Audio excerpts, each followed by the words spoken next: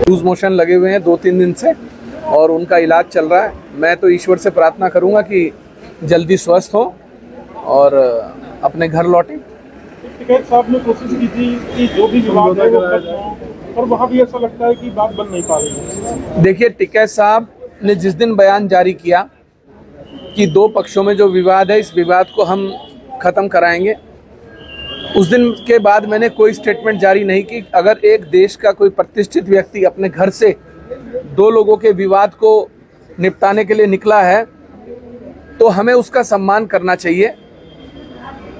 वो मेरे घर आए, मेरे से उन्होंने कहा कि भाई मैं चाहता हूं कि इस प्रकरण में दोनों तरफ से शांति हो। तो हमने उनसे कहा कि उनकी जिम्मेदारी कौन लेगा। उन्होंने कहा मैं लूंगा, मैं मिलकर आया हूं। मैंने कहा अगर आप जिम्मेदारी ले रहे हैं और कल को कोई बात होगी तो आपको मेरे साथ खड़े होकर प्रेस कॉन्फ्रेंस करनी पड़ेगी। वो उस बात के लिए भी तैयार थे। मेरे घर पर मैंने उनसे ये वादा किया कि जो सर्व समाज तय करेगा, क्योंकि उनके साथ कई बिरादरी के लोग थे, सर्व समाज के लोग आए थे, और एक सम्मानित प्रतिष्ठित व्यक्ति अगर आपके घर आए तो आपका फर्ज बनता है कि आपको सम्मान करना है। मैंने उनसे कहा कि ठीक है, मुझे कोई ऐतराज नहीं है अगर आपने इस पहल की है और दोनों तरफ से 25-50 लोग बैठ जाएंगे और जो समझौता सर्व समाज तय करेगा मंजूर होगा। अगले दिन ही सुबह सोशल मीडिया पर एक पोस्ट देखने को मिली जिसमें लिखा था कि तुम कहाँ के चौधरी हो, किस मुल्क के चौधरी हो, कहाँ के चौधरी बने फिर रहे हो, तुम्हें किसने कहा कि तुम हमारा फैसला कराओ। तो टिकैत जी को भी 24 घंटे में इस बात का एहसास हो गया कि वो गलत जगह पर हाथ डाल दिया उन्होंने। तो खैर, हमने टिकैत जी को उस समय वादा किया था, हम आज भी अपने वादे पर कायम हैं और क्षेत्र में शांति बनी रहे इसके लिए मैंने कई बार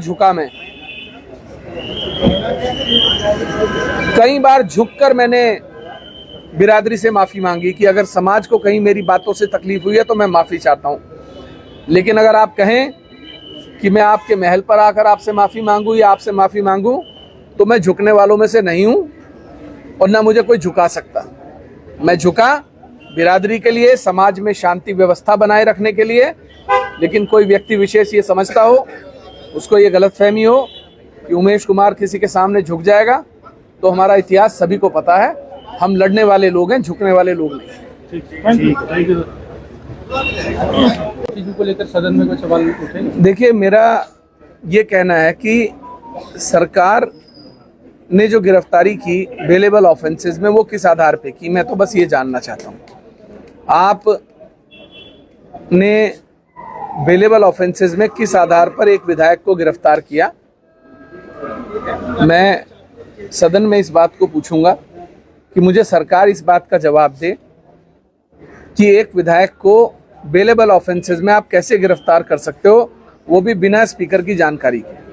विधायक जी, कल एक घटनाक्रम हुआ, चैंपियन साहब की तबीयत खराब है, वो देहरादून आ रहे थे परंतु आधे रास्ते से नहीं है। मैंने भी सोशल मीडिया और खबरों के माध्यम से ही मुझे पता लगा कि उनको लूज मोशन लगे हुए हैं 2-3 दिन से और उनका इलाज चल रहा है। मैं तो ईश्वर से प्रार्थना करूंगा कि जल्दी स्वस्थ हो और अपने घर लौटें। टिकैत साहब ने कोशिश की थी कि जो भी विवाद है वो खत्म हो, और वहाँ भी ऐसा लगता है कि बात बन नहीं पा रही है। देखिए, टिकैत साहब ने जिस दिन बयान जारी किया कि दो पक्षों में जो विवाद है इस विवाद को हम ख़त्म कराएंगे, उस दिन के बाद मैंने कोई स्टेटमेंट जारी नहीं की। अगर एक देश का कोई प्रतिष्ठित व्यक्ति अपने घर से दो लोगों के विवाद को निपटाने के लिए निकला है तो हमें उसका सम्मान करना चाहिए।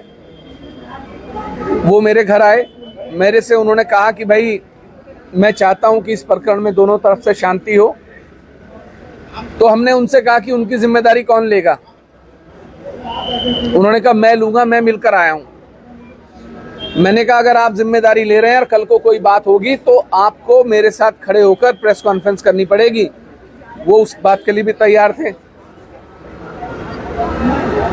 मेरे घर पर मैंने उनसे ये वादा किया कि जो सर्व समाज तय करेगा, क्योंकि उनके साथ कई बिरादरी के लोग थे, सर्व समाज के लोग आए थे, और एक सम्मानित प्रतिष्ठित व्यक्ति अगर आपके घर आए तो आपका फर्ज बनता है कि आपको सम्मान करना है।